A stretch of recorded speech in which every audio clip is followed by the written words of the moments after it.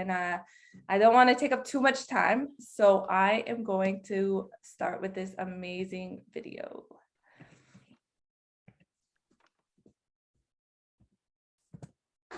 Hello, my name is Valencia Peterson. I'm the founder and executive director of Open Door Abuse Awareness Prevention. I'm also known as Coach V, and I'm out here today with one of my teams, Emiltep. We're working together with Futures Without Violence, Coaching with Courage. And one of the things that we're focusing on is mental health, having our young men get the proper help that they need when they need it. A lot of my young men, they're not going to come out and say they want to talk to a therapist, or they're not going to come out and say, oh, I'm having weakness, because it would show weakness. But what we're doing at ODAAP is we're speaking a language that they can understand. We're meeting them where they are so that mental health, and even as a trauma-informed organization, we are giving them those tools that they would need in mental health, but we're doing it in a way where it doesn't feel threatening, or it doesn't feel like it makes them weak. But we're really thankful to be working with Futures Without Violence, and we're spending a lot of time with our young men, just helping them to understand what makes them tick. There's a lot of violence right now here in Philadelphia. So we're spending a lot of time just building relationships and making sure that they know that we're a safe place for them, a safe place. So ODAAP, we're all about trauma-informed care for our football players, coaching with courage, and making sure that they have a safe place to be vulnerable, to be who they are, in order to meet them in the place where we can help them with mental health issues and just regular everyday traumatic issues that really shouldn't be for any kid to endure, but we're making sure that we're meeting them where they are. So it's a pleasure to be doing this work, and I hope you just follow along with us as we go.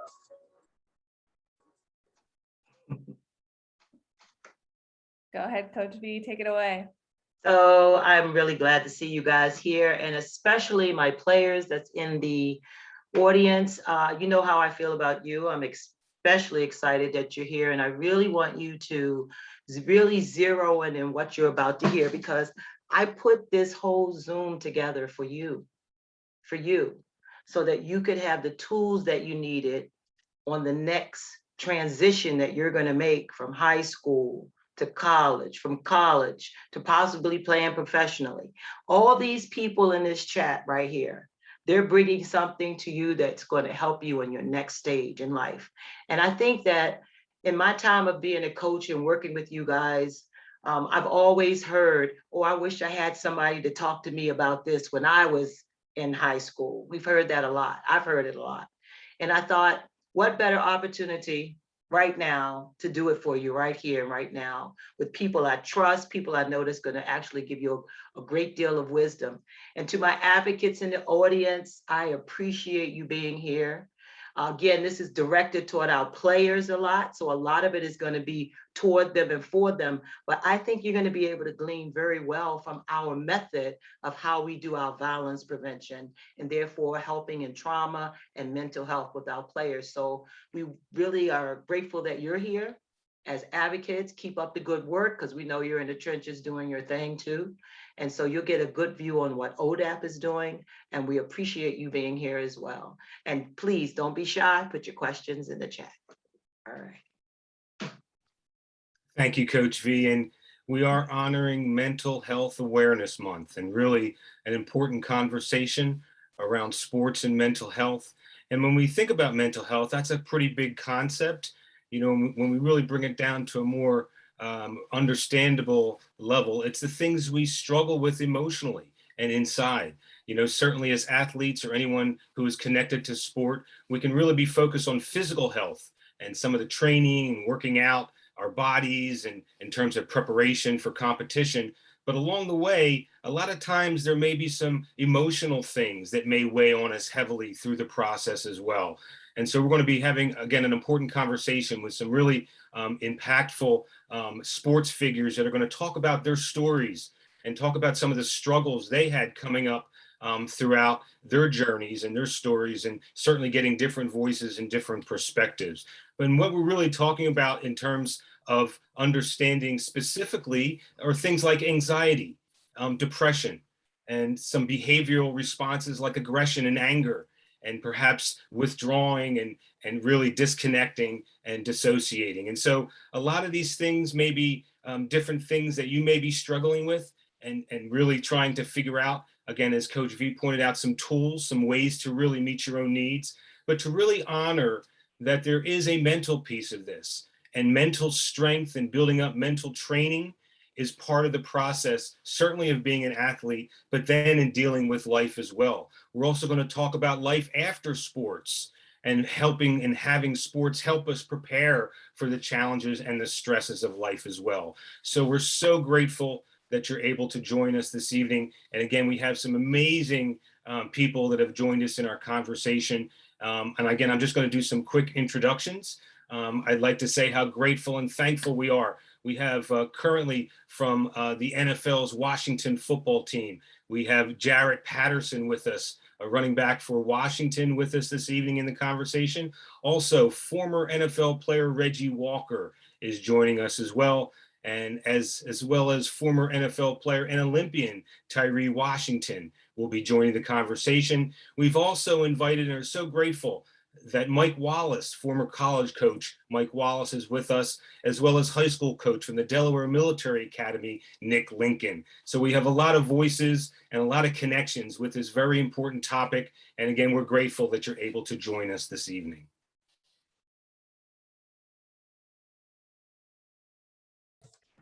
All right, so we're gonna get started. Me and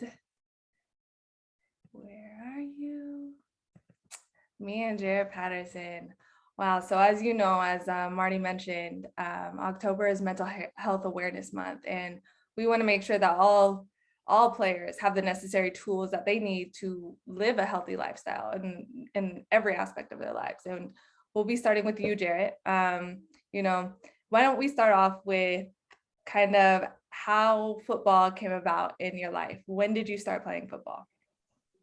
Yeah, I started playing football at like 6 years old. Me and my twin brother James. It was a common hobby of ours. We kind of fell in love with it, and our parents didn't let us play right away, but then we kind of convinced them us to play the next year when we turned 7, and then from 7 years old till now, been playing football kind of my whole life, and just fell in love with the game at a young age. Nice. That's, I'm sure, a lot of these guys' stories that are on this call right now. That's a lot of these guys' stories. They've been playing since such a young age. What have been some of the challenges for you that you have faced throughout your high school football years? Yeah, it's a lot of ups and downs. A lot of highs and lows. I'd be lying. So there weren't a lot of adversity I had to face. In high school. Just how during my recruiting process in high school, I felt I was kind of under recruited, and that kind of played a part in me. Being kind of stressing myself out. Being depressed.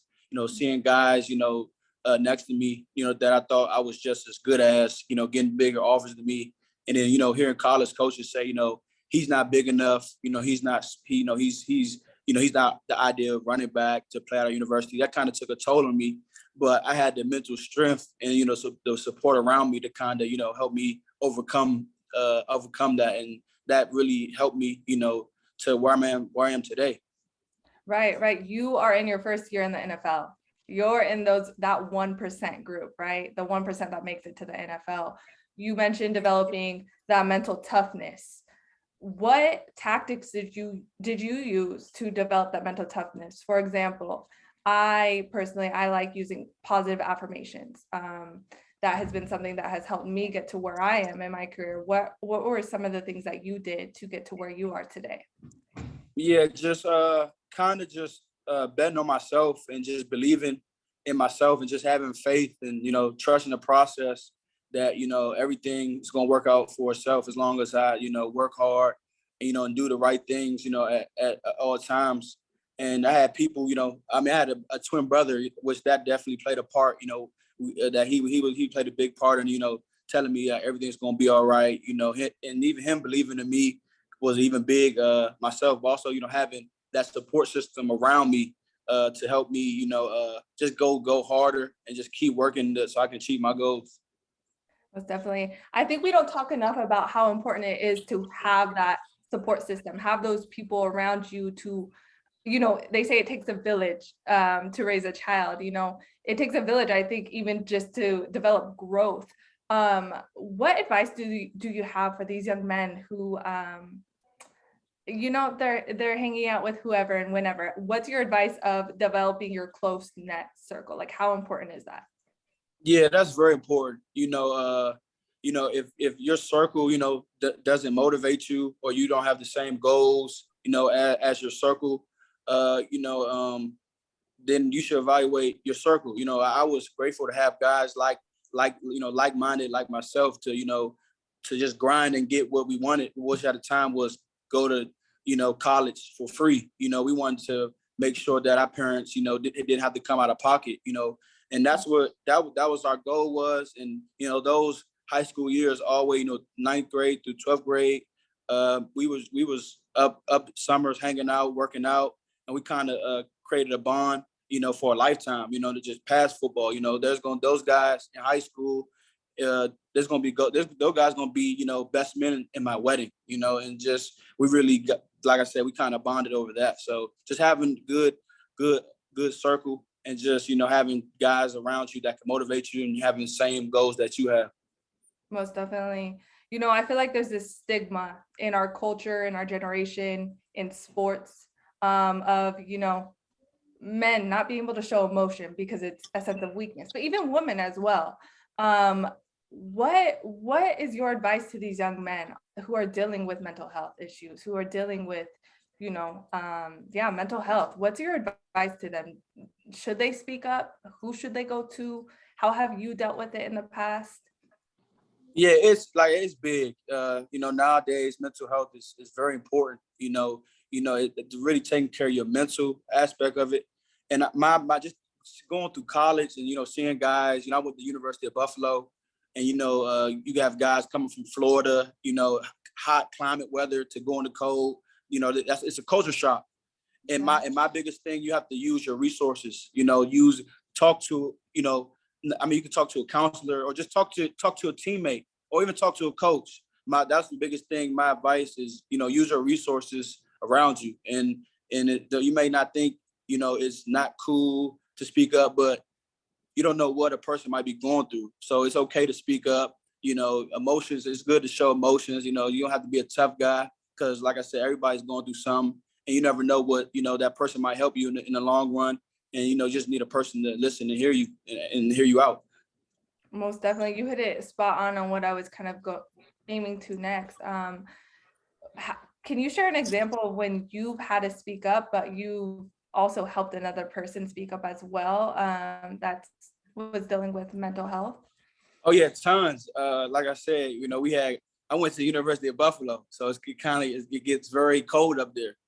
And, we had a lot of guys from Florida, a lot of Florida guys, and a lot of guys, like I said, it was a culture shock. The weather, they weren't used to, that weather, they used to sunshine, and they was getting depressed, it's kind of gray, and just, and I was just trying to just being a great teammate, like, it's going to be okay. Like, if you ever need something, come over to my apartment, just asking, just how you doing today? Just trying to be that positive, that positive person, just to make sure they was all right, and just stuff like that. Me and my brother, did that for, our years. My brother's still there, but, we did that to everybody, to make sure, everybody was okay. Cause like I said, you never know what a person might be going through. Or we if that person didn't want to talk, we told our coaches, or we went to the counselor, like, I think, you need to just sit down and talk to this person, one-on-one, because he might feel embarrassed to, talk to me, you know what I'm saying? So just really getting that person, to talk to somebody around the campus. Most definitely. I have experience talking to a lot of players. I work with players one-on-one, and I have gotten, I wonder what your thoughts are on this. A lot of players, feel that if they speak up to their coaches, if they say that they're having a bad day, or they can't show up to practice because something's happening with their family, their coaches aren't going to think that they're able to perform. at their fullest ability. What's your thoughts on that? And what's your advice to players who are in that position? Yeah, I feel like, if, something's going on and, you know what I'm saying, and you're totally distracted from, performing or, getting better, I feel like your coach will understand. I feel like your coach or your coaches will understand that. And I feel like they have to respect that. You know what I'm saying? You can't put your all into it because you're distracted, because you're, and that's not your fault. You know what I'm saying? And, hopefully I feel like they'll understand, because at the end of the day, we're human. Nobody, you know what I'm saying? Everybody has emotion. Everybody shows emotion. And, I feel like, good coaches will understand, and I feel like they should, seek to get you, the help you need if it's, that bad.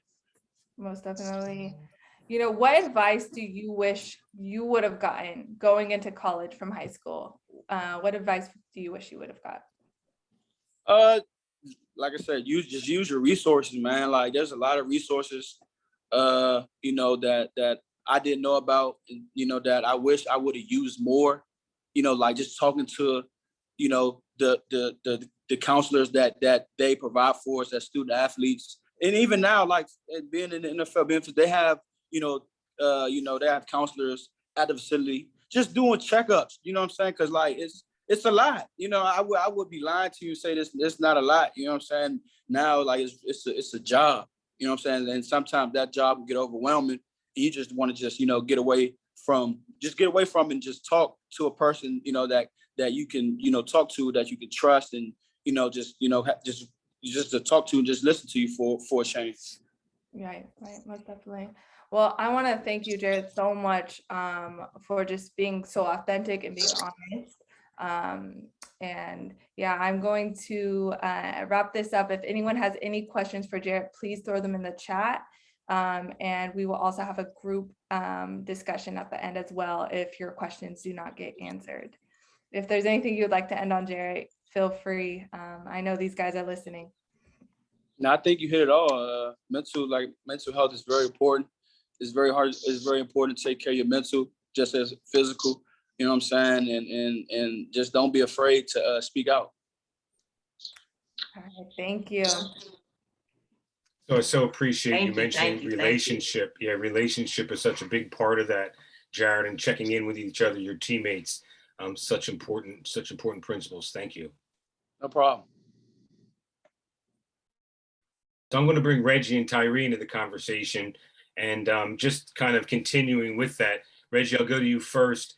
In terms of those mental pressures and that stress, you're coming up, you're getting a lot of success on the field, and you're really connecting to your sport, something that you've wanted to play since you were very young. But now you're going through high school, college, and even in the league, and maybe not being prepared necessarily for some of the emotional impact and some of the ups and downs of the emotional piece of that. Yeah, it's something that all of us who get into college sports from high school or go into professional sports, you get blindsided by it. The level of stress. A lot of people, they really have the misperception that when you're a student athlete in college or you're a professional athlete, there's a lot. It's okay and it's good. It's okay that everything they're doing is so hard because it's such a fun thing that they're doing, and they're enjoying it. It's great, and they're getting so many benefits from it. They're not looking at the fact that you're still developing. You're still developing as a human being. You're still very young. You're fresh out of high school. There's so many things that you have to pick up and really pick up quickly as far as your own time management.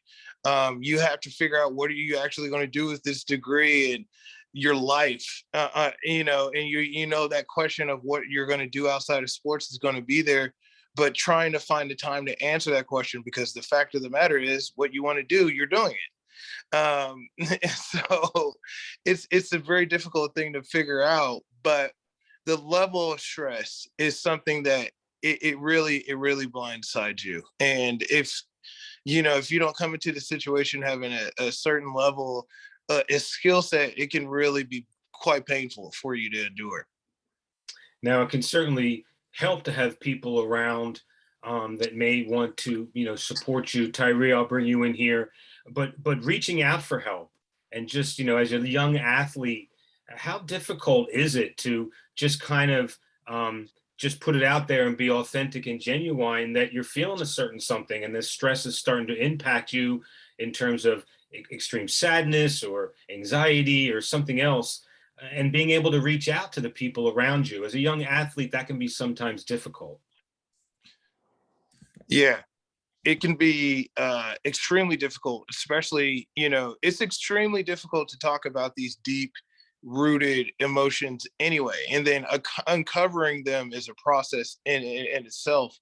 You add in the fact that these are young, these kids are young.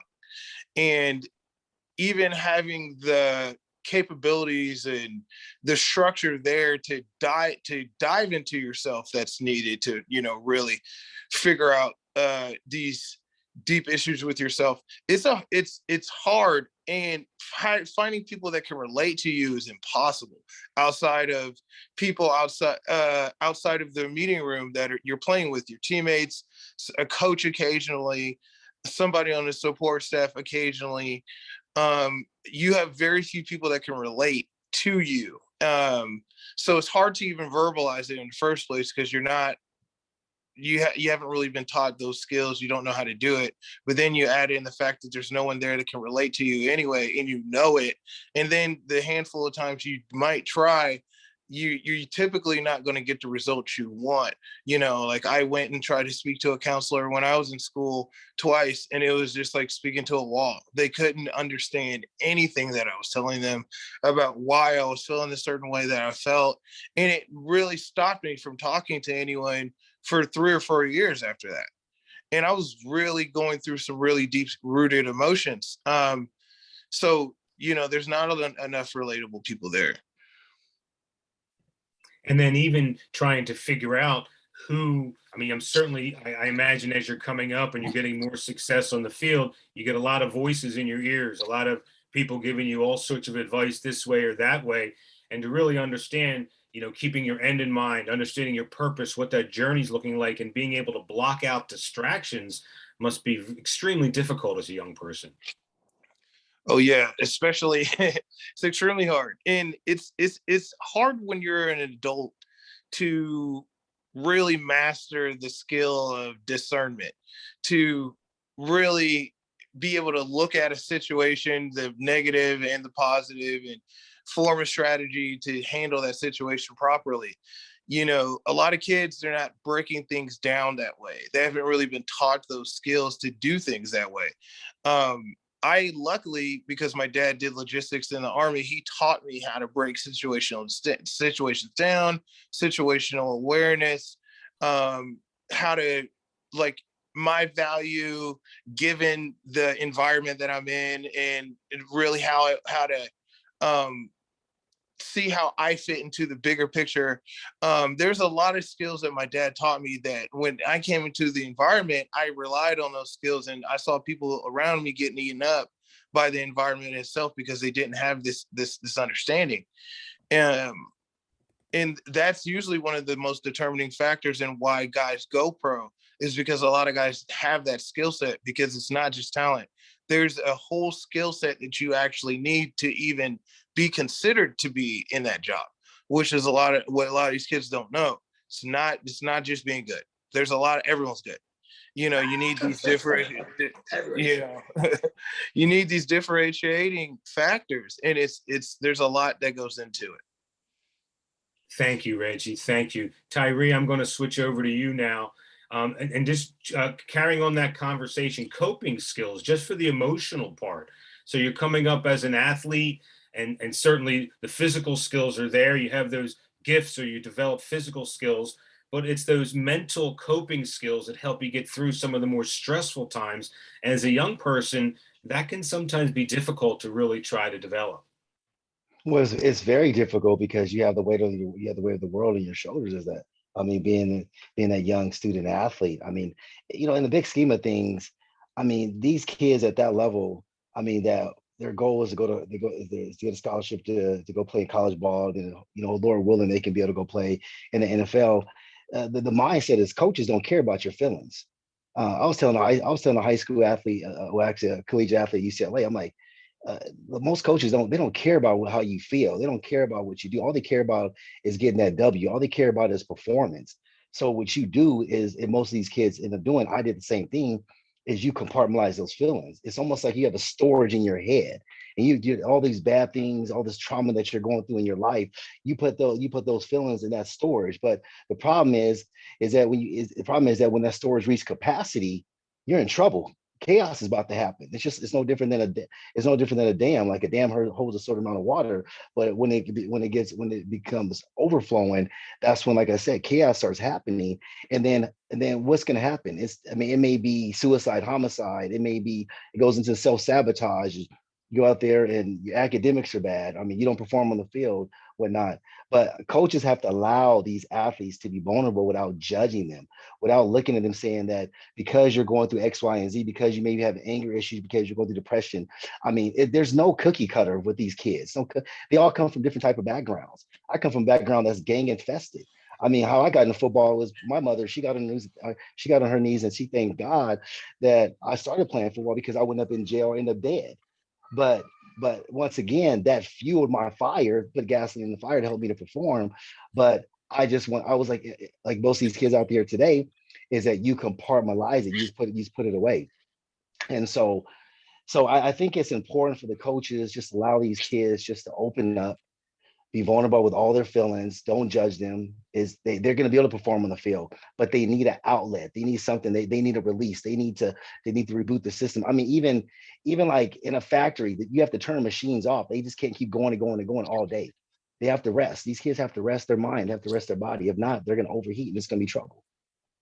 So I'm hearing really that emotion gets trapped, and without, you're mentioning compartmentalizing it, but without honoring and having a way to get out that emotion, talking and being able to tell your story and with safe relationships can actually be detrimental to the athlete and can actually be a hindrance in terms of performance overall, mind and body. And I'm hearing you say that it would be ideal to be able to provide young athletes with an opportunity to be able to honor those emotions and not have to put them away and kind of boundary that. And for coaches and certainly all supporters of sports to realize the mental piece of that and be able to meet those needs. And then even in addition to that, Tyree, there's life after football. Well, There's life after, well, I'm sorry, go ahead. no, I was say this too, but you have these young athletes, even as a young child, that's embedded in them when they're playing Pop Warner football. Is that like, once again, I don't care about your feelings. Most coaches are like that. Go out there and do your job. Go out there and perform. Because, like I said, when I talk about the weight of the world on their shoulders, their goal is to make it to the NFL. And most of them want to make the NFL because they want to get out of poverty. They want to be able to buy their mom a house. They want to be able to have enough money to be able to pay for a light bill, buy a car, pay for the car insurance, car note, whatever it may be. So they come from all, like I said, they come from all different types of background, and coaches have to definitely allow these kids to be able to vent, because if not, it's like we said earlier, it's going to affect every aspect of their life. And then as it becomes a life issue and impacts the stress of their life, being able to cope with that can be a challenge, which then brings on additional pressure outside of the sport in terms of life pressures, and really empowering young athletes and what tools can they use in terms of understanding that when they get off the field, when they get off the court, they go home and they're in their own heads and they're in their own thoughts. What tools, how can they empower themselves to be able to get to a more regulated place so those feelings, that emotion doesn't build up and turn into anger or aggression or some other intense emotional response? Well, I think it was what Reggie talked about. It's just for these young athletes to have to understand that they're human beings. They're not robots. That they're going to make mistakes. That whole saying, "Practice makes perfect." That's the worst thing they could have ever told me and many other athletes out there in the world. I hear coaches tell athletes that now. These athletes will never be perfect. I was never going to be perfect. But what these athletes can do is that they can work on getting better at becoming a better athlete, becoming a better student. I mean, just becoming a better person just in general. And that's just basically taking those baby steps. I mean, it's literally minute by minute, hour by hour, month by month, year by year. I mean, that's what they need to focus on and just be able to have fun. I think sometimes we're going 100 miles per hour. I mean, I remember many years ago, I was racking up world titles and my coach was telling me, hey, Ty, just enjoy it, man. Enjoy it. Enjoy the moment. And I was always thinking for the next best thing because you're trying to please, please, please, please. But the thing is that unfortunately, and this is how it is, even as adults, we can never please the world. It's not going to happen. There's always there's going to be something that you're always going to do wrong. But the person that you need to be that you need to be pleased with is the one that you see in the mirror. That's what just boils down to.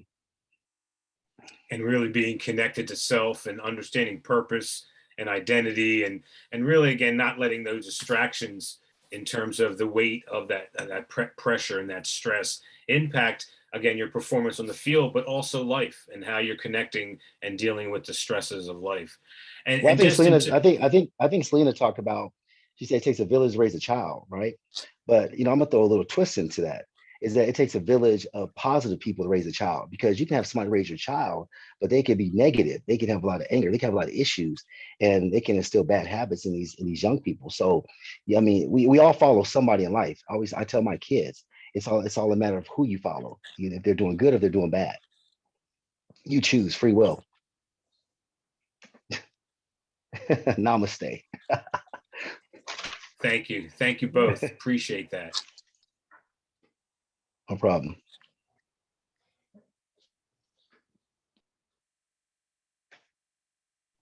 Coach V, I'm going to hand it off to you. All right. This is interesting because if you can imagine, for all those who don't know, right? So as a coach, I have all my players hitting me up saying, I can't get in, I can't get in.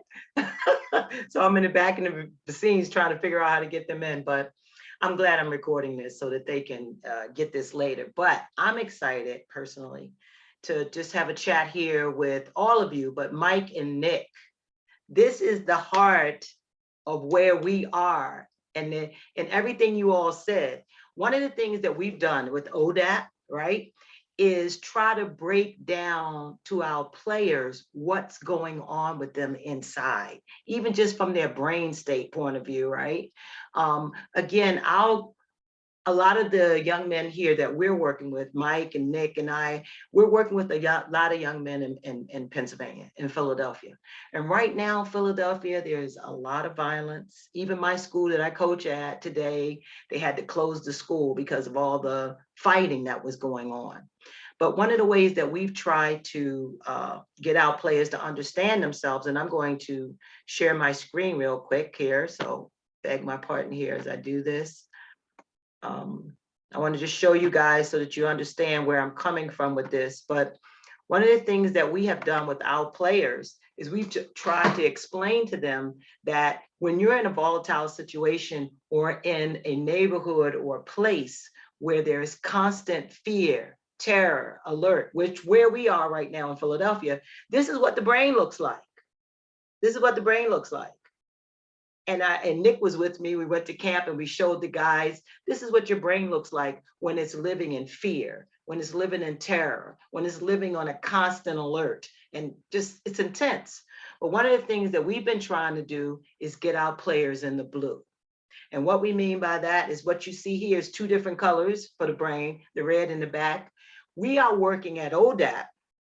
We are working at giving our players the tools they need to actually get their brain to turn blue. That is where they can critically think through something instead of react, right? And what does this have to do with mental health? I mean, it comes down to, if you know what's making you tick, you can have more control over choosing something else. So on the sidelines right now, and I know Nick can speak to this, you'll hear the players say, get in the blue, get in the blue. And basically what that is saying to them, what they're saying to themselves, hey, it's time to regulate myself. Whatever is going to cause me to regulate myself is what I need to do. And they need to take this from high school, college to professional. So we're trying to give our players tools right now to be able to regulate. And some of the tools, I know, Marty, you know some of the tools. Maybe you could just tell us a few things before I jump into it with Nick that you would encourage our players to do. Well, certainly when you talk about the brain being in the red, we can certainly feel it in our bodies as well. That's when Yes. our heart starts to beat faster and we get that body tension, maybe perspiring. So our bodies start to change when our brains start to shift into that red zone. And so realizing we can actually do things for ourselves, and we can have different, each person's individual. Certainly breathing, in terms of deep breathing, can get our brains and bodies a bit relaxed. Certainly self-talk mantras, quick mantras that we can recall and recite mentally to ourselves can help kind of that distorted thinking. There may be some other ways that individuals can do, and certainly sports just in general, getting the energy out can help in healthy ways also move us into healthier brain states. So there's a lot of things, but it's all about being intentional. Like you said, understanding what's happening in each of our brains when we feel like it's getting in the red, and what we can do for ourselves to help us calm down and get regulated in that moment. Right, right. So Nick is right now, like I said, Nick is a high school football coach. Mike Wallace was a former Division I. And to be quite frank, I ended up reaching out to Mike not too long ago because a player who was playing in college had went through some issues there with the coach, and he was feeling like harming himself. And I called Mike right away and I was like, what are we going to do for this player?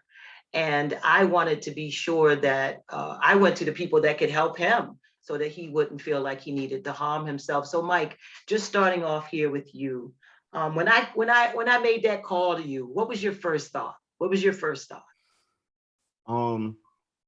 Unfortunately, here you kind of go again. It's the harsh reality of college football and the business of the game. Mm.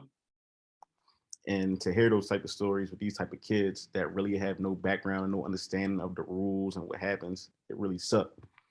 Coming Yeah. from the standpoint of, I was a high school coach before, so I actually know what those kids go through, and I know what the strain is like on them and their parents and the rest of the family.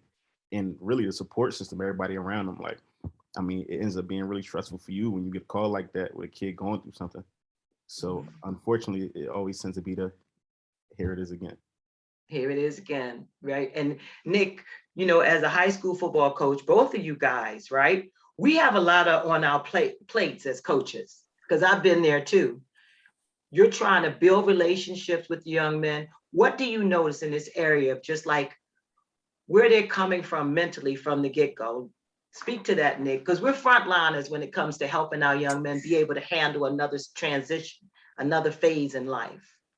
Right. I was going to say, you know, to all the coaches out there and anybody working with young people, I think we were essential workers throughout the whole pandemic and COVID. And, you know, everybody in the world was dealing with extra stress and tension that I don't think is necessarily just dissipated as quickly as we think it has.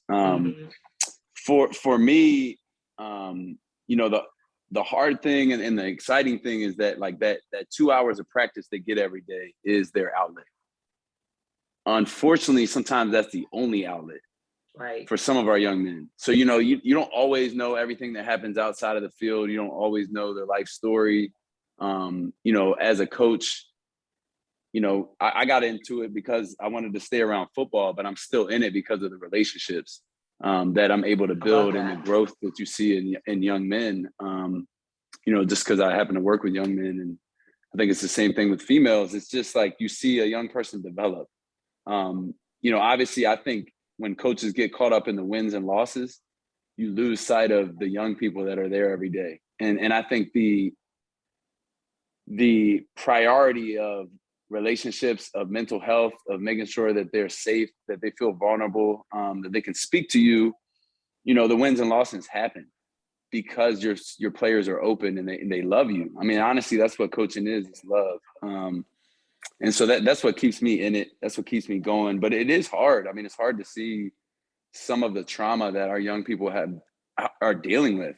And then they still have the ability to come out at 3 o'clock and laugh and you know, have fun. And I think sometimes as coaches, because if the priority is solely wins and losses, we tend to shut that down quickly. Like, no, we got to get serious. Like, get on the line. We got to run. It's practice time. But like, that's when, you know, our young people are able to let loose a little bit. And so I you know, I have to be reminded sometimes, you know, like Miss V, I think you reminded me after we won a game Friday night, and, my players have this certain culture piece they do, but they wanted to run over and, be in front of the fans and have that big moment. And Miss V just subtly was like, let them have it. Like sometimes we all need, a support system as a coach too. I think sometimes coaches have this idea that we can do it all ourselves, and we can't. It's impossible. But that's just a little taste of the weight in the world. Right. Matt, you said a big thing there about we're the frontliners. You're so right about that. That's really, really real. So Mike, you've been a recruiter, you've been a Division I a coach. So you're getting them from Nick. Okay, so Nick is handing you over some players, right? There's no time for, okay, he's explaining who they're getting. That's not happening, right? So what has been your experience when you get these young men now let me paint a picture. Their whole life is that basket of football, all their eggs in that one basket of football. This is all they're going to do. This is their life. This is their way out. And then they get to college and there's 20 of them lined up. They don't get on the field and now they're frustrated. How does that work? So one of my jobs, once I got to Baylor, was basically creating like an intake program for ninth graders. We started to realize that there's a hard transition for kids coming from high school into that first year of college. Yes. You take the reins away from their parents, a lot of rules, it's a lot of independence. They kind of get to do whatever they want. And then also along with that aspect is football. And like Jared and everybody else has said on here, football is really like a job at that level. You have a tight schedule. Every day is kind of repetitive. You have your classes, you have your everyday responsibilities, and then you have a full-time job in football. Extremely difficult for an 18 to 19-year-old kid to go to. I think I was blessed because the person I worked with really cared about the actual people. And because of that, we started to figure things out and ways to help these guys and kind of go through the process with them as far as getting acclimated to college. We were big. One thing I will say, we were really, really big. And I think this kind of goes to just as far as the recruiting process goes, we were big in getting to know who our guys was off the field. We want to know who you're close with, who your friends are, what's your family background like, and everything. Because the more details we have, the more complete picture we have, and we can help you better. And I think it ended up getting to a point where we were really successful with our guys. We were honest. I think one of the hardest things is you go from being a man, of course, your senior year of high school, to like you said, going to college, where you might have an NFL player at your position, waiting in the wings, you never know. And it's hard for a lot of those guys. And they go through things and they try to keep it in. And this is where the support system kind of comes into place. Countless freshmen will walk in and say, hey, I want to transfer. Yeah, that's a whole nother thing. Then they decide they want to put themselves in the transfer portal. Exactly. And that doesn't work out. Not the way they think. Because they didn't have a support system to help guide them. Because everybody has adversity. Like Tyree said, we all not perfect. We all going to hit bumps and patches and things are going to go wrong. But a lot of these young guys tend not to realize that. They feel like they are Superman because you know what? Hey, I was just recruited by 15 schools to play Division I football. Life can't be that hard. But again, that's just the tip of the iceberg for them. Right. Yeah, it's just the tip of the iceberg. I think it's mindset though too, is because I know one thing when I signed with University of Oregon many years ago and things didn't work out the way I wanted to, I ended up going to the JUCO route, but then I got with a coach that he prepared me mentally as well as physically everything I did was always one level up. So I went from junior college straight into running track professionally, and then I went straight to the NFL. I didn't even go to a 4-year college. I talk about this in my autobiography. And so I think a lot of times it's that mindset. And it's you're always thinking one level up. My wife's getting ready to become a staff sergeant in the Army. I deal with a lot of soldiers. And they talk about, they got these battle buddies, but they always talk about, there's a terminology, I forgot it, but it's like I was saying, is that if you're a private and you want to become a sergeant, you start thinking like a sergeant now. You start doing everything a sergeant does. People always ask me that question. So how did you become so successful?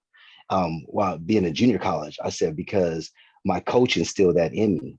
Everything I did, I thought like a professional athlete. I dressed like one, talked like one, tried to eat like one as best I could while I was in college. So when I went pro, it wasn't a culture shock, but even the business mindset of it as well. He said, this is what you're going to come up against. It's going to come at you fast, like 100 miles per hour. Now, did I handle a lot of it? No, but I did. But was I capable? Was I equipped with to handle most of it? Yes, I was. So I think it's just it all goes back to those lifelines. We all need lifelines. We don't pop into this world and become. I didn't pop in this world become a world champion. I didn't. Reggie didn't do it. Jared, none of us done that. There's people that came in our lives, and along the way, they helped us. So the times that we had those bumps in the road, they were able to pick us up. They were able to help us to reboot the system. And I mean, it's right. These, you got kids going into college at 17, 18 years old. It's like they're going from a world within a world. And it's like the language is like, it's like somebody speaking Hebrew to them. They don't even understand it. So you have to come down to their level and to be able to speak their language. And just like what man was saying, talk about is just understanding their background. That's one thing I tell NCOs and I tell these sergeants, whatnot in the Army is that you need to get to know each and every one of your soldiers because they all come from different backgrounds. It's not a cookie cutter. They're not all the same. So you may say something that they may like their mother, they may have been in a relationship, I mean, in a family where their mother got beat up a lot, and you're making jokes about women getting beat up. That may trigger them. So there's trigger points. You have to be careful what you say, and not to say you walk on eggshells, but there are trigger points because you can set somebody off extremely quick. Yeah, And I you know know, because I live that life, so I know. right. Absolutely. I totally, I appreciate you bringing that up, honestly. And so again, bringing it back to sports and those stress things that cause us to possibly momentarily lose it, if you will, to say what my goal is right now here is that the guys that are listening to this, that you understand throughout this process, right, of transitioning from high school to college, it is, I always tell you guys, and you know it, family and football, it ends after high school. That's a harsh reality. After that, it becomes a business. It becomes a business. That's harsh to say, but it's true, but it's reality. And so what are we taking away before we hop into our panelists? All of you, we want to start answering your questions, but we're taking away one really big thing here. You need support. No man is an island, guys.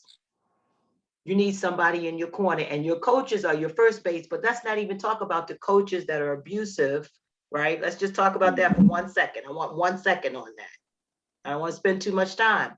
But in a lot of cases, and I've heard, I think Mike say this and Nick or different ones, sometimes when you go into a college setting, guys, your coach may not even talk to you. The head coach may not even talk to you. Maybe just your position coach will talk to you, right? And in a lot of ways that you won't necessarily experience what you experience with your high school football coach, like Nick or something like that. It's just kind of different. And it could really make you think that you're less than. Let's talk about that, Mike, real quick, just real quick. Let's just talk about that. Again, I think that's a great topic. I think one of the things everybody has to take into account, that should be one of the things you look at in recruiting when you're being Talk recruited. about it. I think when a coach is recruiting you, if he doesn't take interest in your family and your personal life, it's probably going to be the same way when you get on campus. So I always tell guys, be mindful of like the conversation you have. If you're talking to a coach and he's only talking football, he's probably only going to talk football when you get on campus. Now, if you find, I will say the one thing I do see, and I think this is just a change of like the times with everything else, you have a lot of younger coaches coming in who are more understanding, relate a lot more, and they I feel like for the majority, most places you'll go to, you'll find somebody you can relate to. And I think everybody has to find that person, like somebody said earlier. Like, Yeah. you can go to a place where you don't necessarily fit. They may not have all of the type of emotional and mental connections that you're used to per se, but you still gotta, I guess, survive. So you got to figure out who's that person that you can go to, who you can talk to. How's that going to work? Like, oh, you know what? I had a bad day with my coach today. Is there somebody I can go talk to? At Baylor, we had multiple people. You could find different people depending on what was going on. And like I said, just to kind of on a tangent of what you said, we did an exercise one time that I thought was really amazing. It was called highs and lows. And we broke our team up into 10 to 12 players per group with coaches and staff. And we went into different rooms and they had to tell their highs and their lows. And I think one of the more interesting things that I realized throughout that was that a lot of the lows the guys were going through were happening at that moment. Like it's happening while they're in college. And for me, it was a wake up call because I'm like, you know what, these dudes are Division I football players. They at the top of the food chain for who they are and where they are right now. It's like they probably shouldn't have a care in the world, but I couldn't have been more wrong. Like, How about that? I've heard, like we heard guys talk about parents, like parents at home can't pay bills and they're taking scholarship checks to pay bills. But now they got to worry about what they got to worry about on campus. You got other people worried about, oh, my mom can't live here or my sister's doing this. And all these things kind of creep in and it takes away from the guys. Like it kind of breaks them down. If they don't have anybody they can go and talk to, Right. they're in trouble. They're in trouble. The NCAA has made a really big push on mental health recently. I feel like we were one of the, like, we actually had like a mental health psychologist in-house for us in the athletic department. Wow. And you're starting to see a lot of universities follow suit only because these kids go through so much. And with social media and all the pressures of fans and this, they're constantly hearing it. And you would never think, like, again, like all these kids love when they commit to a school and you got 10,000 fans telling you how great you are. But you got 10,000 other fans from 10,000 other schools telling you suck. And they're going to tell you everything that's wrong with you. And a lot of these kids might brush it off in that moment and seem like they're that, oh, this is, yeah, but they don't. And they sit back and they think about it. And we have conversations. Like a big thing for me was always block out the outside noise. Mm-hmm. It's really hard for these guys in reality. They're all on social media. They're on this, they're that. It's hard nowadays. But again, I think that's even more reason why these guys need to have that support system. I have agree. A support system at home, have a support system on campus, and be mindful of the people that you're like being recruited by. Like, if you want a coach that cares about you, then you have to go play for a coach that cares about you. I'm pretty sure they'll show it or it'll kind of come out during the process somehow. Right. And Reggie, just really quickly, Reg, I know, what do you do if you have a coach, unfortunately, that is very negative? How did, just briefly talk to us real quick about this. And then we're going to go into panelist discussion. We're going to start answering all these questions that I see popping up here for the panelists. Just quickly, Reg. Yeah.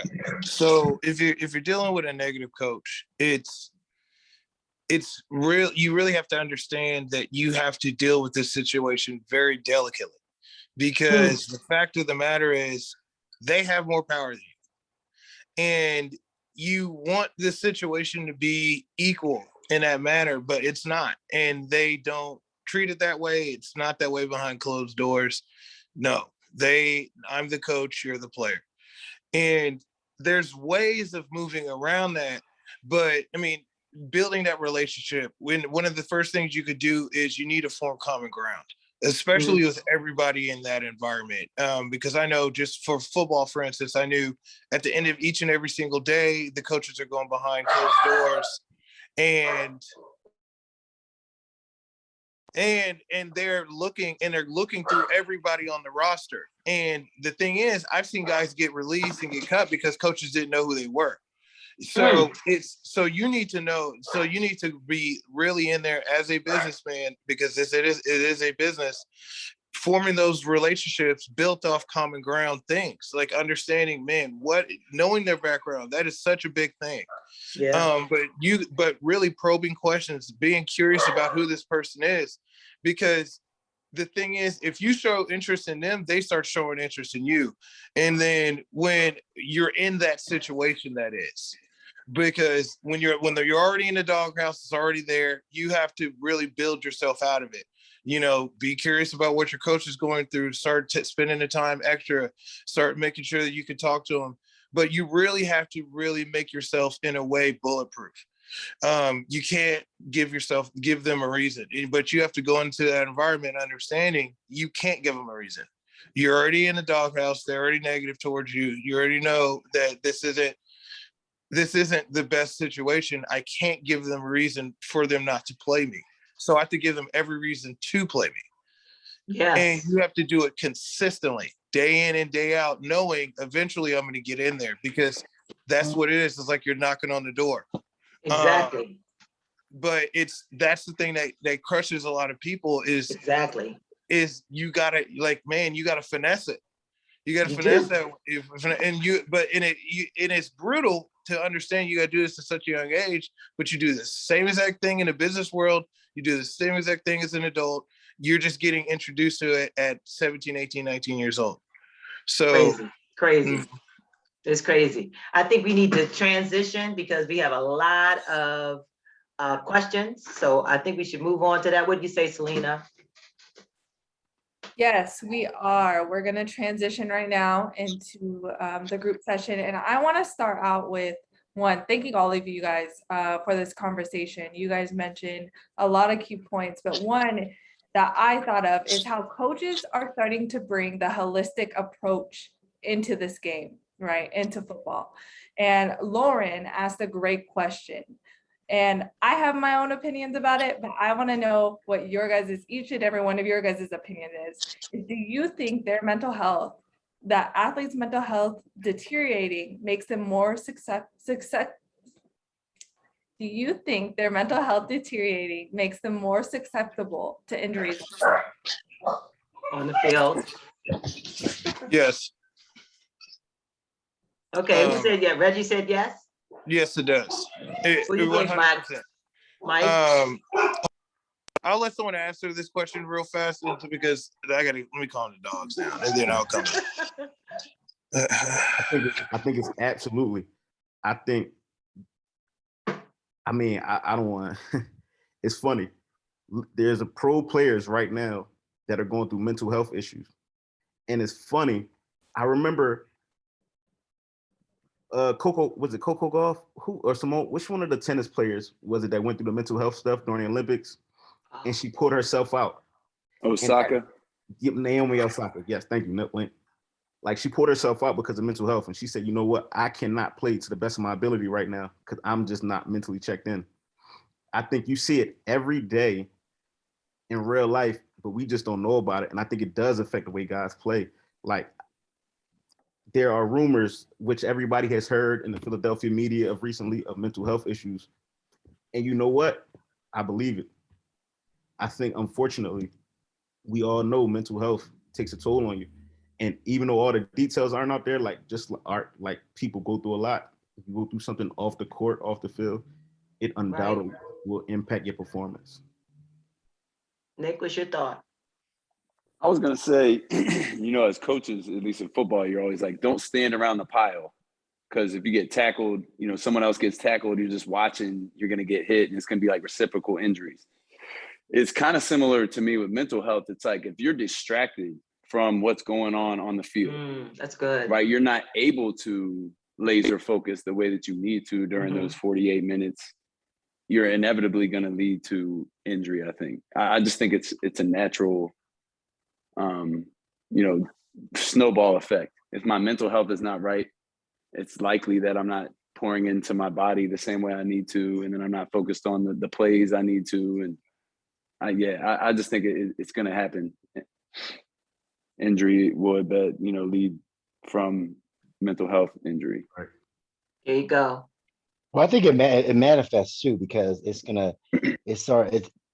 will basically snowball into your marriage. If you have kids, it affects your kids. I mean, it affects your workplace.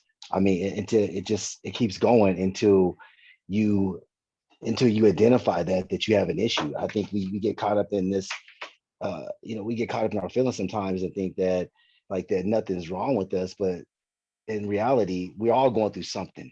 Right. I mean, everybody, there's 7.8 billion people on this planet. Everybody's going through something one way or another. Right. And we all have to work on whatever it may be. Until it's like with AA, it's like they tell you the first thing that you have to admit, even alcoholics, that you have a problem. And once you admit that problem, you can start getting help and you start healing. But it does affect your whole livelihood if it's not dealt with immediately. But once Right. again, it goes back to society. I mean, the stigma is that, like I said, we talked about earlier, you compartmentalize, you keep on pushing, but you keep on pushing. And all you're doing is just you're tearing up your body, and you're tearing up your life in general. Got you. Selena, was there another one? Let's get Yes, some of these yes. because I know time is. Most definitely. Angela asked the question, are there proper processes in place for athletes to recover from stress-induced mental illnesses? But I want to change the question a little bit. What processes do you think need to be put into place so that athletes can recover from stress-induced mental illnesses on the collegiate level? On a collegiate level, okay? So I can start off. I know one of the things we started off with like a return to play for injuries. And we kind of treated mental health things kind of the same, a return to play type thing where we kind of ease you back in. Like, again, guys go through deaths, et cetera, hard things where it's kind of hard to get reacclimated to your new, like to your surroundings again after you had a catastrophic type loss. So we try to ease them back in, like, you know what, you might only go to class for a while and you might talk to the counselor during practice time or things like that, whatever the case may be, but we trying to put football to the back burner. Again, something you see happening, probably not as fast as it should be happening, but it's definitely on the way. But if everybody can more get on that type of wave where you treat these mental health issues as serious as physical injuries, probably be in a better place. I'm curious right now, just in the chat, I wanted to know, are there any collegiate players out there that can say that this is going on in their school, that they're actually getting that mental health, that your coach is allowing that time for you to, adjust and stuff like that? I would love to hear from you, any young collegiate players out there, that if you're experiencing what Coach Wallace is talking about, that would be great to know, honestly. So here we have another question in the question and answers. Jamise, what suggestion can you offer to college athletes who are away from home and family, living on campus and isolated due to COVID restrictions, who now have limited resources and fewer outlets to turn to? Anybody want to tackle that? Yeah, I can. Okay. I think in moments like this, when you're really going through these really hard, extremely stressful times, you have to remember why you're there in the first place and understand, and these are moments where I would reevaluate that, evaluate where I was at, as far as like my purpose went, because in that environment, why you're there is the fuel. And when you're going through times like COVID or you can't play or you're hurt, you start rethinking, am I doing things for the right reasons? You start playing this question game with yourself. So when you're going through times like COVID or times when you're really sitting down and thinking, man, I feel like this is a really good time where you can really start diving into yourself and really understanding your motivations, tackling those and really rooting out the negative ones. So when the time comes where you can hit the ground running again, you can hit it back with renewed strength. So you're constantly building. Because that was one of the best parts about the off season, is just having that time to get your mind together again. But when you have moments like this where you're forced to take a break, whether you like it or not, you can really get your mind together to a whole new level. That's good. That's good, because it's true. For a while, you couldn't play ball. You were COVID restricted. You're rethinking what you're doing, whether or not you really want to do it, and then you're hunkering down. I hope that answered your question, Jamise. If not, you can set it back in there a different way. Can I add on to that, Ms. V? Sure. I think one of the things guys should do when they get on campus to help go through that whole process is stay in communication with the people that help get you there. I think a lot of people tend to get to these places and it's like, oh, well, I'm in this new environment. I don't need the people from the past or from my old environment that helped me get me to this place. About you a high school kid, you come home, you probably talk to your parents about football, talk to your friends, cousins, some type of family, high school coach, former Little League coaches. Guys go to college and a lot of dudes tend to isolate themselves. And again, it's impossible to do on your own. You need other people around you. You cannot isolate yourself. going to college and being a freshman, again, you're meeting all new people. Right, Brand right. new environment. Everything is so different. So the few things that you can hold on to and keep the same, I feel like you have to try to do that. You try, It's gonna and be you know hard what? to move. I agree with you. I want to tell you something, for all the everybody up on here, be looking into the chat, and grabbing whatever questions you notice. I see one from Tracy. She's the mom of a current football player. He just transferred from D1 to JUCO. He basically had a breakdown doing summer workouts as a reaction to how he felt he was treated by the coach. No help before, no help after, besides the suggestion of a therapist. And then they wanted full info disclosure. When she say they wanted, I'm sorry. Repeat that question. Could you clarify when you said they wanted full info disclosure? Just type in the chat or something. Okay, clarify that, will you, Tracy? And then just moving on, here's another one. I'm an old coach, but we prioritize mental health. That's great. He's an old coach. That's funny. They prioritize mental health, I guess MHSE. I'm not sure what that stands for. Yeah, for his high school football team. We do have examples of return to play rehab plans for players dealing with substance abuse issues. Great. The individual struggles of anxiety. Great.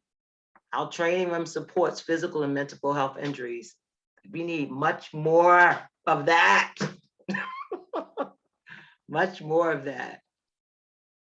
So I want you guys to be looking inside the chat and pulling out questions, because the truth is, I really want us to be able to answer as many questions. We want to honor everybody's time too, but I really want us to answer. Thank you, Coach Dean. We want to ask. There was a question I'll answer, Ms. V, about go for it. Someone asking, how do you equate like a male football stress to a female softball player? Good job. And to me, it's the stress of being a teenager. Like all the pressures of the world being on your shoulders. You got to make all these large decisions over the next couple of years. You mix in relationships, you mix in parents and the stress from, your parental stress. And I think there's a lot of similarities. I mean, the game is just the vehicle, right? Like softball, football, basketball, chess, debate club. Like it's a vehicle to, engage young people. And I think that the issue a lot of coaches have is they don't use it for anything other than the game itself. And then the coaches that like, speaking on Baylor and Matt Rule, you can see like the success his players have had in the NFL because they've had the proper training to some extent in college. And then those guys are people he's recruited from high school coaches who've poured into them as well. And it's just like a cycle. But I do think there's a lot of similarities between, what a high school softball player is dealing with and a high school football player. It's just the pressure of to speak on Tyree, the pressures of being perfect all the time. Yeah, how about like performing, right? Performing perfectly. So yeah, I see a lot of similarities there. Well, there was another question too, Coach V. I think it was Tracy asking about her son. Her son was at a Division I, transferred to JUCO. And it seemed like, I don't know if he was injured or whatever, but there was no support from the coaches. I went through that situation, and it all goes back to it's that how bad does your son want it? How bad do you want it? Because whoever you can reach out to, that's going to be able to help you. Then you have to be able to do that. A lot of times, parents in high school and even at the collegiate level, they're still in their student athletes' lives. Is that they expect the coaches to do everything, but to me is that it's also up to the parents that if the coaches are not doing their job, then you have to go do your homework and investigate and do whatever you can do to be able to help your son or your daughter to be successful, to be able to get over it. Because I went to a gang-infested junior college and it was crazy, but I had to find a way. I didn't have mom or dad. There was nobody that was there. But you find a way, you clean the people that are willing to help you, that have been there and done that, because those are your lifelines and those people will be able to help you out to be able to get over whatever issues that you're dealing with. Yeah, now she's saying what they wanted them to do was fully disclose everything they were talking about in the therapy session, which is really not, you can't do that. It's confidential. It's confidentiality. It's confidential. You can't confidentiality. do that. Right. Yeah. You can't do that. That's not going to work. But So- now Lori has a question. I want to answer that again. Let's keep looking at these questions. What support do you have in place when an athlete doesn't have support for mental health, or they don't feel they can come forward and then turn to drugs or alcohol to get through what they're struggling with? For us in college, so we actually just in reality, we drug test. Once we find out that a guy has failed a drug test, we try to understand why he failed. Mhm. We try to understand, like, hey, is this an underlying issue that came from high school? Is this kid going through stuff? I legit had a kid say one time, like, yo, I just got a problem, bro. I can't stop. I need help. And he was willing to go to rehab. He went, he did a outpatient rehab. He had to go to, I think, like 3-4 times a week. And he was great. Like, he ended up like recovering and being really like pretty good. So it's all types of different resources. I think, again, it kind of comes down to the understanding, depending on who you are and where you are. But for us, it was more of a try to understand what's going on in this kid's life. And once you understand what's going on in this kid's life, then you can kind of figure out how to fix it. Is this a kid that's just bored and he's doing it in his spare time? Is this a kid that has issues that he doesn't know how to cope with and he's struggling? Or is this peer pressure? It can be so many different things. But once you figure it out, then you kind of go from there. Mike, that makes me think about the book, What Happened to You by Dr. Bruce Perry and Oprah Winfrey, you know, Mhm. instead of being like, why is that person doing that? Why is he like Right. that? You know, asking those questions. No, what happened to you to make you do that, right? What happened to you? You know, what happened to you to make you want to be like this? You know, like trying to get to the core of it and not just the surface. I love that. Well, most of the time too, Selena, is that it's a way it is a coping mechanism to numb the pain.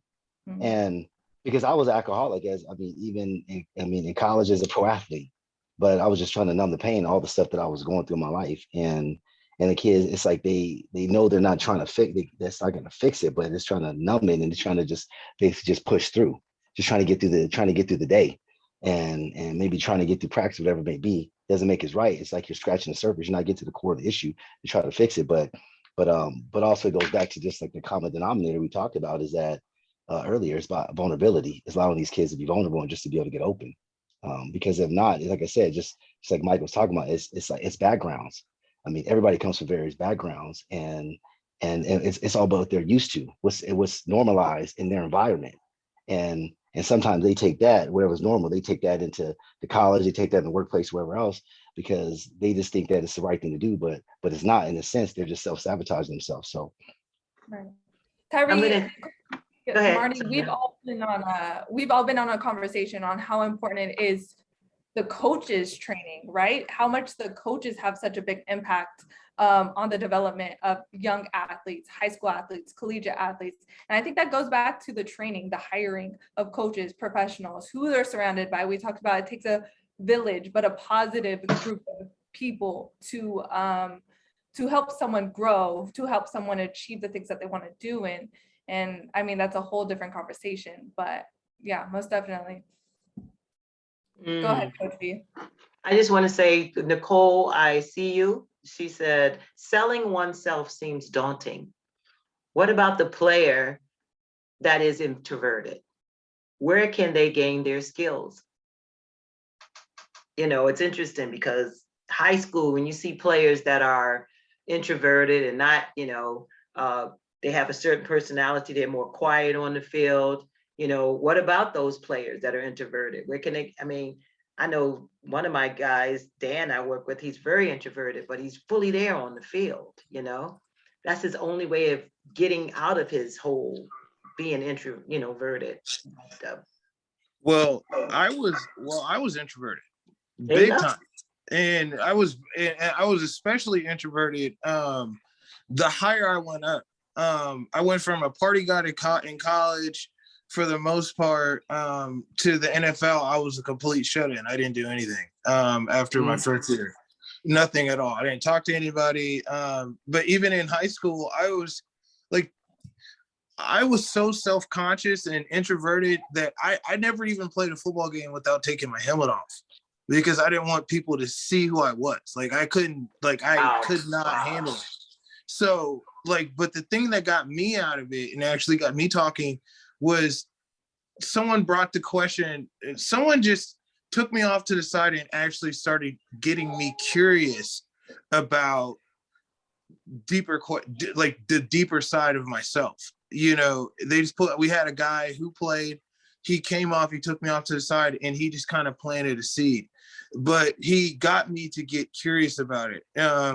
And then it got me really curious about qualities in people and trying to acclimate and try to basically steal their quality and make it my own, because there's a lot of things that I wanted, but I didn't know how. And then I had someone that kind of took me off to the side and helped me to do it that way. But really, it really starts with curiosity and getting them curious, and getting them talking and asking questions about themselves, because it's just like sales. You know, when you're talking to people, if you get people start talking about themselves, you know, that people start talking people start opening up. Everybody loves to talk about themselves. So you got to get them talking about themselves, especially these introverted people who are either self-conscious or whatever it may be as to why they don't talk a lot. They could just be real big time analysts like I was. I like to analyze things. I don't like to just talk a lot. So, planting a seed goes a long way, and getting them curious by asking questions to these people who are quiet about themselves and why they do things goes a long way. Yes. And I think, Mike, do you want to go back to one question and then we're going to start to wrap up? Yes, I did. Just kind of coming back to Tracy, what she said about the mental health and the coaching situation. From my personal experiences with that, like we always told our guys, we encouraged them to go to the counselor, and we told them, whatever you guys spoke about, we can't ask, we would never ask, and she won't tell us, just so we on the same page. Like, this is a two-way street and it's closed both ways. I will say I've realized some people do not, unfortunately, know how to connect with every type of player, and sometimes they may feel like that is their angle to get in. Probably not a good way, but unfortunately, people try any and everything. Sometimes I think it's really hard to determine for these guys, like, hey, maybe this kid has real issues that I can help with, or maybe they may think the issues aren't quite as big, and they have trouble figuring out how can they help or how to go about it. And that's why they bring these people in. Like, you got to, at the end of the day, not to be whatever, but the reality is you can have a 60-year-old, a 70-year-old guy coaching you. You're probably not going to relate about too much. Probably not going to understand too many of the things you're going through. That's reality. Yeah. You know what? And if he sees you talking to this person, or they know you talk to this person, they may go and try to get that information, which again is still not the proper way to do it. But I do understand some people try in that sense. I think you should always do whatever you're comfortable with. Like, if you have issues where you feel like you want to share it with the coach, share it with them. And if not, then don't. You always have to be comfortable at the end of the day. Hey, you know what? We're going to start wrapping up, but that is really, really good stuff, Mike. And I want to say something as we wrap up. I want to just say something right now. Jordan, I see you. I saw your comment and I see you. I just want to tell you that. And Angela, I see you also, sports psychologist.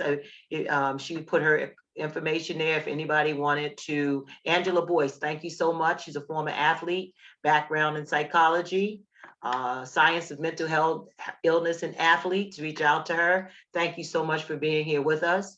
And just to basically close out, I would like it if we just went around, you guys, coaches, and just get in 1 minute or less, because we're going to get out here at 8:30, right?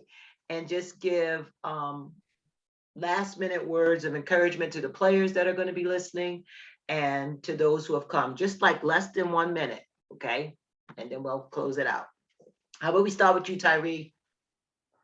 Yeah, I just encourage everybody just to reach out to your lifelines, because we all have one. Is that whoever you have in your surrounding areas that can help you whatever situation you're dealing with, reach out to them. I mean, you're not perfect. Just be vulnerable and just work on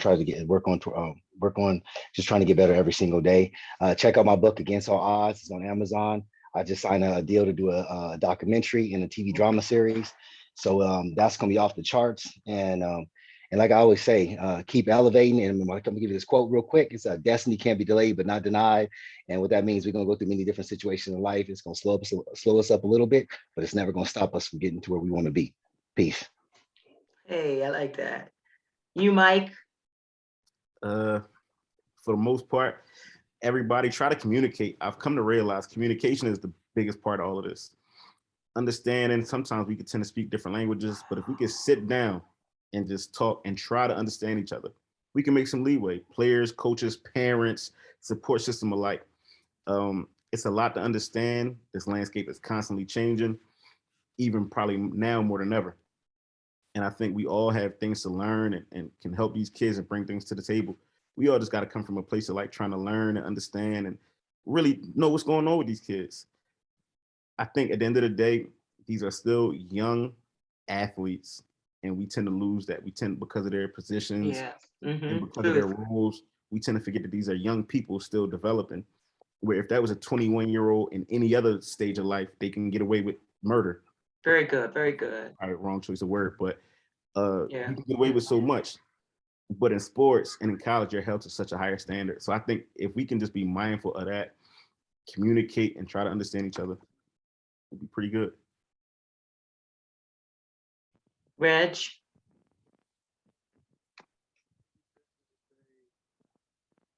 Are you muted, Reggie? Oh, no, this is my finger. Do you hear me now? Now I can. Yep, yep.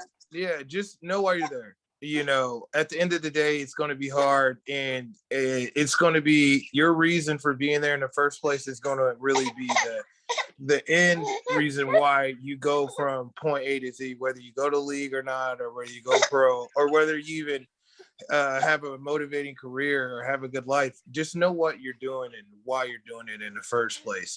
It goes a long way. Also, check out my book, Game Within the Game, on Amazon, and also my course through the Knowledge and Innovation Center in partnership with Forbes Business School. Yeah, and there's the book right there. So yeah, check it out. Nick, you want to go ahead and just, your 1 minute or less? Sure. I would say there's strength in the struggle, right? Like there's always some light at the end of the tunnel and lessons you can learn from, you know, that's why we all, I think, you know, all these football guys, you learn the depth of growth that happens, you know, from just playing and being a part of a program and going through the grind and the dedication and discipline and all that. And then the last thing would be, you know, I was thinking about practice makes perfect the whole time. We were sitting here and I'm like, it's really like practice is growth. Right? Like it's every day, can you go out there and be 1% better? Can you work a little harder? Can you give your full effort? And that's it. Appreciate you guys for tuning in. Yeah, we really do. And then did everybody go? Because I'm going to close it out at this point. Did everybody go? I just want to say from my Coach V perspective, first of all, someone just put a late question in there, and I want to say she was asking for resources for her son that once he gets on the basketball court, I just want to say I saw your question, okay? But I think what you said in your chat is already what you said. Staying connected with those people that do support him, those people that do bring him up is what he's going to have to continue to do. You know, he's got to get that support and continue to use that support. But I really want to thank all of you for coming on here. And I really hope that you've gotten something from what we've said. It's tough, hands down, it's tough. But we really wanted you to know that they were making headway as far as being sensitive and aware enough to know that there's a problem, but there are still answers for this. So hit us up at ODAAP. We'll try to continue to give resources to you. I think our email is there. You can contact me, and we'll continue to try to answer all of your questions or help you with your athlete. So thank you. I just want to say how grateful we are to all of our panelists. Thank you again, guys. Jared had to leave a little earlier, so we thank him as well. And for those that are still with us, we are going to follow up with an email with a lot of links for resources and ways for you to answer and ask some more questions. We are jotting down all of your questions. We're going to try to reach out to all of you. But again, thank you very much, Coach V. So grateful. Selena, I'm going to have you wrap it up. Again, thank you so much. So grateful. Yes, thank you guys so much. This was great. This was amazing. I really hope that, you know, as someone at least got something out of it, which I'm sure each and every one of our participants did. Thank you guys again. And yeah, have a great night, everyone. Try the donation link again on the webpage. It might work that way. Have a good night, everybody. Good night, everybody. Thank you, guys. Thank you, thank you, thank you, thank you, thank you, thank you. Woo, thank you. Thank you, Malik. I see Malik was on here.